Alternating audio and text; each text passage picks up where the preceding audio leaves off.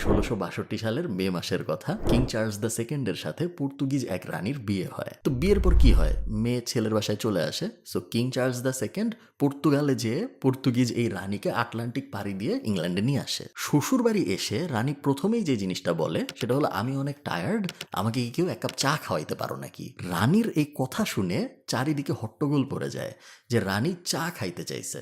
But problem হইলো, ব্রিটেনের কেউ ওই সময় জানতো না চা জিনিসটা কি। এটা কি গাছের থেকে খায়, এটা কি কোনো পশু যেটাকে শিকার করে এর রানীকে দিব, কেউ বুঝতে পারতেছিল না যে রানী চা খাইতে চাইছে কথাটার মানে আসলে কি, চা জিনিসটা কি। অনেক আলোচনা করা হয়, অনেক মানুষকে জিজ্ঞেস করা হয়, কিন্তু কেউ বলতে পারে না যে চা ব্যাপারটা আসলে কি, এবং রানীকে ওই দিন চা খাওয়ানো সম্ভব হয় না। ফাস্ট ফরওয়ার্ড মাত্র 180 বছর, ব্রিটেনের মানুষ পৃথিবীতে সবচেয়ে বেশি চা খাওয়া জাতিগুলার একটা হয়ে যায়। 10 কোটি কাপ চা খাওয়া শুরু করে দিনে ব্রিটেনের মানুষজন।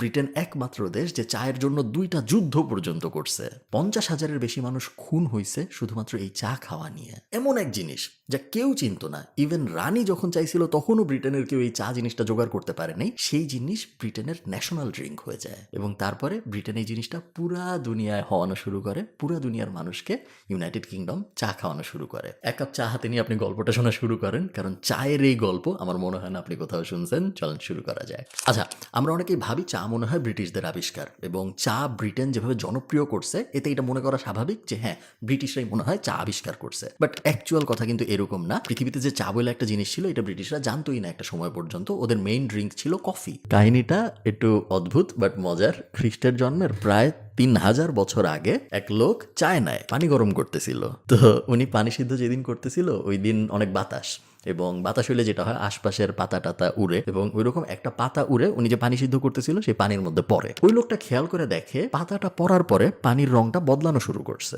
লোকটা একটু ইন্টারেস্টেড হয় যে এটা কি এমন পাতা, যে পাতা পড়ার পরে সিদ্ধ করতেছিলাম পানি, এই পানি এখন অন্য কালারের হয়ে যাচ্ছে। এবং সে তারপর ওখান থেকে একটু পানি উঠায় টেস্ট করে। টেস্ট করে উনি দেখে যে হ্যাঁ, জিনিসটা তো বেশ রিফ্রেশিং, আমার বেশ ভালোই লাগতেছে খাইতে। আমি জানি না এটা কি পাতা, কিন্তু এই পাতা পড়ার পরে এই যে লাল হয়ে গেল পানিটা, এই পানিটা খেতে আমার ভালোই লাগতেছে।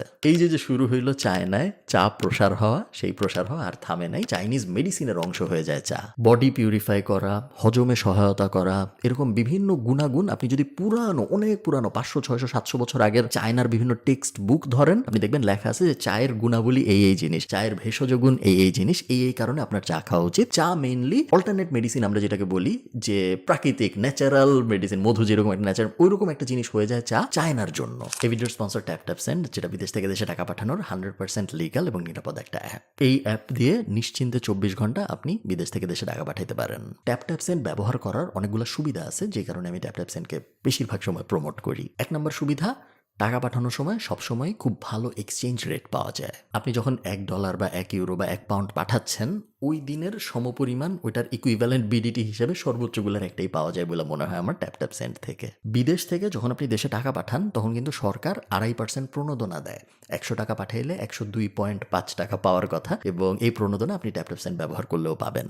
America, Canada, Australia, Europe, UK, UAE এই জায়গাগুলোর থেকে আপনি ট্যাপ সেন্ড ব্যবহার করে দেশে টাকা পাঠাতে পারবেন। কারো ব্যাংকে পাঠান, কারো বিকাশে পাঠান, ক্যাশ পিক আপ পিন ব্যবহার করে, মোটামুটিভাবে যেভাবেই আপনি টাকা পাঠাইতে চান আপনি ট্যাপ সেন্ড ব্যবহার করে পাঠাইতে পারবেন। আরেকটা বড় সুবিধা হলো টাকা পাঠাতে কিন্তু কোনো ট্রান্সফার ফি লাগে না, বাট শুধুমাত্র যদি আপনি ইউকের থেকে সরাসরি কারো বিকাশে টাকা পাঠান, ব্যাংকে না, কিন্তু ব্যাংকে পাঠালে ফ্রি, বাট সরাসরি যদি ইউকের থেকে আপনি কারো বিকাশে টাকা পাঠান অথবা ইউএই থেকে যদি আপনি কারো বিকাশে টাকা পাঠান, সেই ক্ষেত্রে একটা ক্ষুদ্র ফি দিতে হয়। ইউকের ক্ষেত্রে ফি হইল 0.99 পাউন্ডস ও 99 পেন্স, আর ইউএইর ক্ষেত্রে এই ফি হইল 5 দিরহাম। আপনি যদি প্রোমো কোড কেএফ ব্যবহার করেন তাহলে প্রথম ট্রান্সফারে আপনি বেশ আকর্ষণীয় একটা বোনাসও পাবেন। বোনাসের অ্যামাউন্টটা বলতেছি না, কারণ অ্যামাউন্টটা ভ্যারি করে।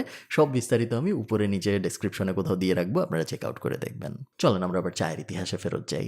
এখন পুরা পৃথিবীতে শুধু চায়নায় চা খাচ্ছে মানুষজন, পুরো পৃথিবীর অন্য কোথাও কিন্তু চা বলে যে একটা জিনিস আছে এটা কেউ জানেই না। টাইমলাইনটা আপনি দেখেন, বুদ্ধিস্ট মঙ্করা ওই সময় চায়নার থেকে জাপানে যাইতো বিভিন্ন ধরনের উপাসনার জন্য। এরা যেটা করা শুরু করলো, এরা যখন উপাসনার জন্য যাইতো এরা চায়নার থেকে চা নিয়ে যাইতো জাপানে। মেইন ইচ্ছা ছিল যে নিজেরাই খাবে, উপাসনার সময় যদি গলায় ঠান্ডা ঠান্ডা লাগে ওই সময় নিজেরা, মেইনলি নিজেদের জন্য, বাট নিজেদের অন্য যারা বুদ্ধিস্ট মঙ্ক টঙ্ক আছে, নিজেদের যারা অনুসারী আছে তাদেরকেও এরা এটা গিফট দিতে চাইতো, কারণ এই জিনিস খুব সহজলভ্য চায়নার জন্য, এমন কোনো আহামরি টাকা পয়সা খরচ হয় না, কোনো দামি গিফট এরকম না।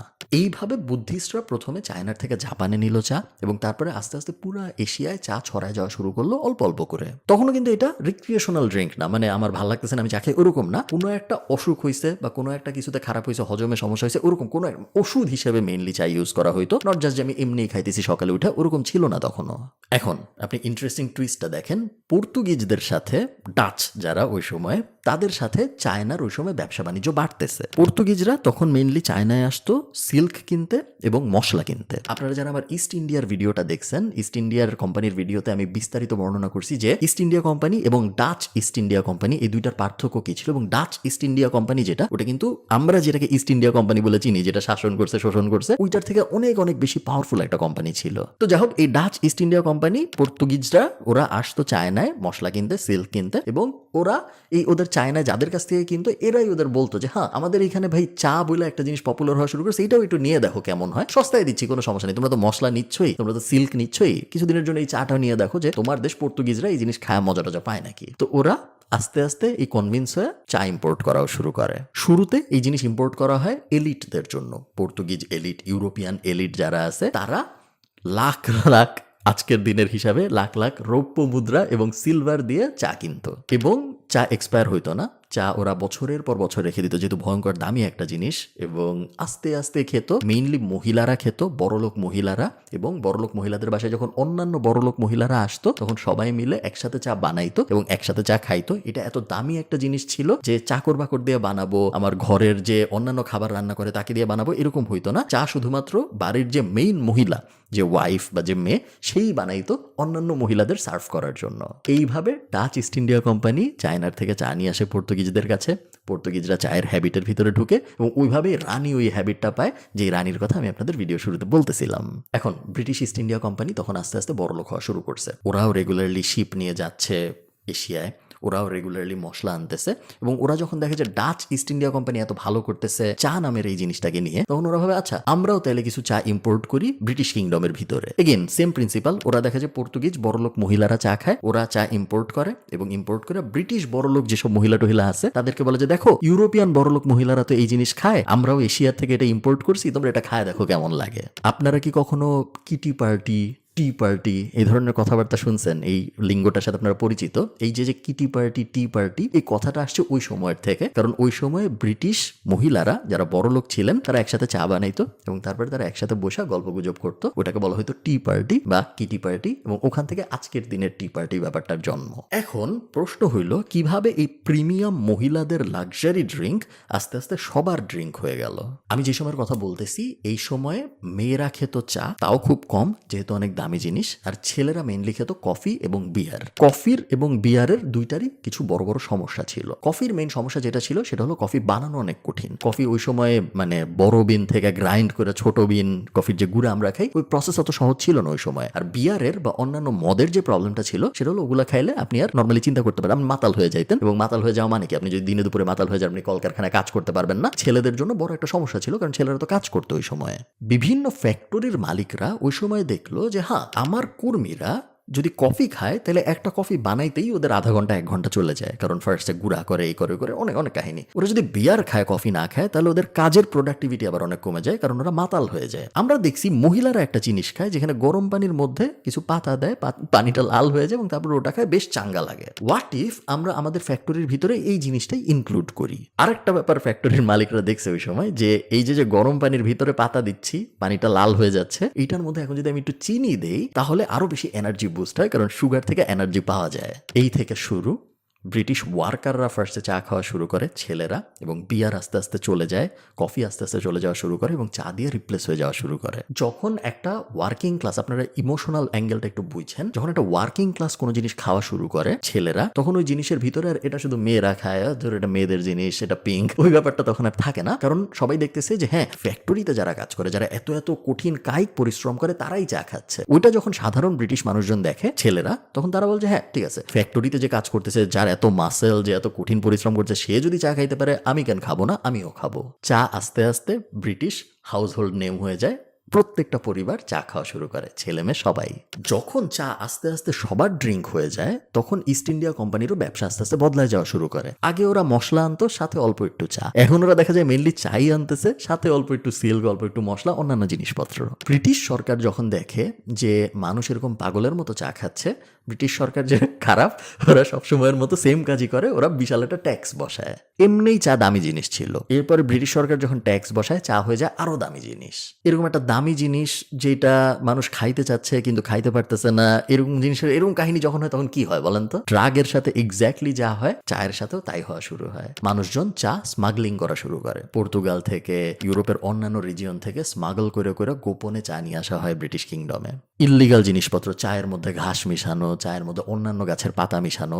ড্রাগের সাথে যেটা হয় যে আপনি যদি অন্য একটা রাস্তার কোনার একজনের কাছ থেকে ড্রাগ কিনেন, আপনি কি আসলে ভালো ইয়াবা পাইতেছেন নাকি ওটার মধ্যে খারাপ জিনিস আছে কে জানে, সেম জিনিস হওয়া শুরু হয় চায়ের সাথে। চা খায়া মানুষ মারা যাওয়া শুরু করে ওই সময়। বলা হয় ব্রিটিশরা ওই সময় যত চা খেত তার আপ টু 50% ছিল স্মাগল করা ইল্লিগাল চা। এখন মেইন প্রবলেম শুরু। চায়না যখন দেখে ব্রিটিশরা এরকম চায়ের জন্য পাগল হয়ে গেছে, তখন চায়না ভাবে যে হ্যাঁ, এমন একটা জিনিস যেটা শুধুমাত্র পাওয়া যায় আমাদের দেশে, ওই জিনিসের জন্য ব্রিটিশরা এরকম পাগল। এতদিন পর্যন্ত সিস্টেম ছিল যে ব্রিটিশ ইস্ট ইন্ডিয়া কোম্পানি চায়নায় আসতো, ওরা অন্যান্য জিনিসপত্র দিত, গম দিত, কখনো কখনো কখনো অন্যান্য ভেড়ার লোমটোম এই টাইপ জিনিসপত্র দিত, বদলে ওরা চা পাতা নিত। চায়নার মানুষজন বলা শুরু করে যে ভাই, তোমার জিনিসের বদলে আমি চা দিব, এই ডিল আমি এখন আর করবো না, কারণ তোমার জিনিস এত ভ্যালুয়েবল না চা যত ভ্যালুয়েবল। তুমি এখন যেটা করবা, তুমি আমাকে সিলভার দিবা, সিলভারের বদলে আমি তোমাকে চা দিব। যদি তুমি সিলভার না দাও, তাহলে আমি তোমার আর চা দিব না। ব্রিটিশ ইস্ট ইন্ডিয়া কোম্পানি কিন্তু তখন ভারতবর্ষে, বাংলা, বিহার, উড়িষ্যা যেটা বলে, ওইখানে already operational. British east India company তখন ভয়ঙ্কর একটা কাজ করে, এবং এটা একটা শকিং কাজ, যে কাজের ব্যাপারে খুব বেশি মানুষ জানে না। আজকে আপনারা জানবেন।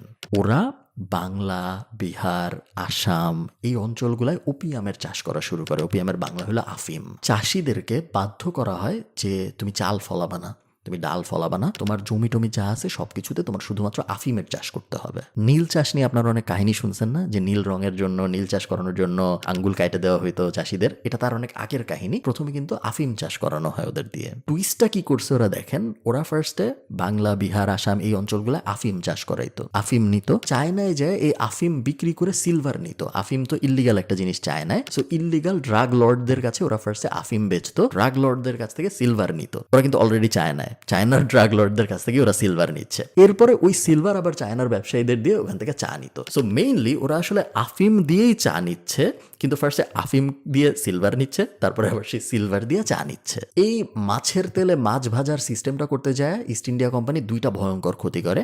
এক নাম্বার ক্ষতি হলো, এই সময় ভারতবর্ষের চাষিদের ভয়ঙ্কর খারাপ অবস্থা হয়ে যায়, সব জমি টমি নষ্ট হয়ে যায় আফিম চাষ করতে যায়, এটা এক নাম্বার। সেকেন্ড, চায়নার মানুষজন ড্রাগে আসক্ত হয়ে যাওয়া শুরু করে, কারণ আফিম দিয়ে ছায়া ফেলা হয় চায়নাকে। একটা সময় যায় দেখা যায় চায়নার প্রায় 1 কোটি মানুষ আফিমে আসক্ত। এবং এই জিনিস যখন চলতে থাকে, তখন চায়না যা করে সবারই তাই করার কথা। চায়না আফিমের বিরুদ্ধে বা ড্রাগের বিরুদ্ধে যুদ্ধ ঘোষণা করে, যেটাকে বলা হয় পৃথিবীর প্রথম ড্রাগের বিরুদ্ধে কোনো সরকারের যুদ্ধ ঘোষণা করা। কোটি কোটি টাকার আফিম পুরানো হয়, ব্রিটিশ জাহাজ আটকায় ফেলা হয়, যে জাহাজ আফিম নিয়ে আসতো। কয়েকটা জাহাজও পুরায় ফেলা হয় ব্রিটিশ, এবং কিছু ব্রিটিশদের আটকও করা হয়, যদিও পরে ছেড়ে দিতে হয়। ব্রিটিশরা তখন কি করে জানেন?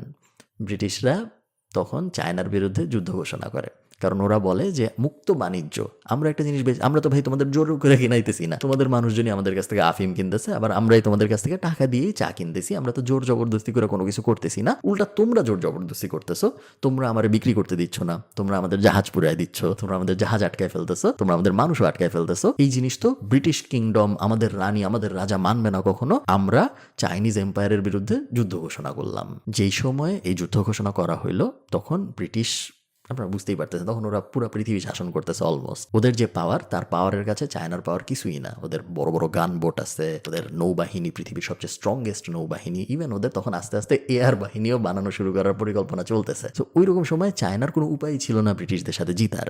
যুদ্ধ হয়, প্রায় 20,000 মানুষ মারা যায়, মোস্টলি চাইনিজ মানুষজন, এবং ব্রিটিশরা এই যুদ্ধে জিতে। ব্রিটিশরা যখন এই যুদ্ধে জিতে, ব্রিটিশরা কি করে জানেন?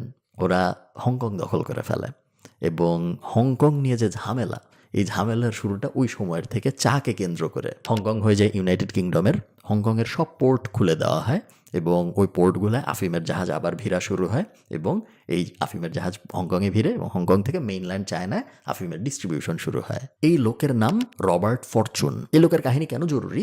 এই লোককে ব্রিটিশরা স্পাই হিসেবে চায়নায় পাঠায়। উদ্দেশ্য খুবই সিম্পল।